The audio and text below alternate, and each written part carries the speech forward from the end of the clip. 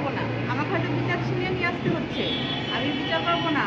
তাই আজ আমি মৃত্যুশয্যা থেকে উঠে এসে এত এত এত মানুষের ভালোবাসা পেয়ে ভাবছিলাম যে কত বড় আমি ভুল পদক্ষেপ নিয়েছিলাম, কত বড় ভুল পদক্ষেপ নিয়েছিলাম। আর জীবনে তো এমন কাজ করব না।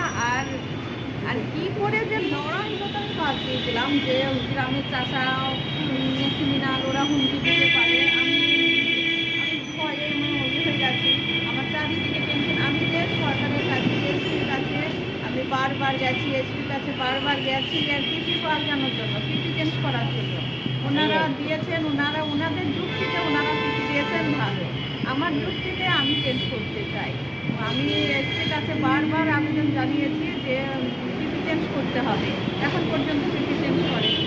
আমি বলেছি যে 14 জনার চার্জশিট এখনও দেওয়া হয়নি, তো বলে বলে 3 জনের চার্জশিট দিল, বাকি এখন পিপিটাই চেঞ্জ করলো না, আবার চার্জশিটও দিচ্ছে না।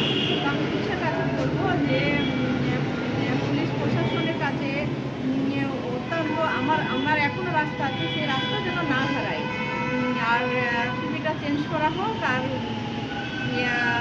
এগুলো যে চার্জশিট দেওয়া হোক। আপাতত সেন্ট্রাল ফোর্স এজেন্সি কিছু চাইছেন না, তাই তো? মানে পুলিশের তদন্ত করুন, শুধু হ্যাঁ। টিভিটা চেঞ্জ করে দিন।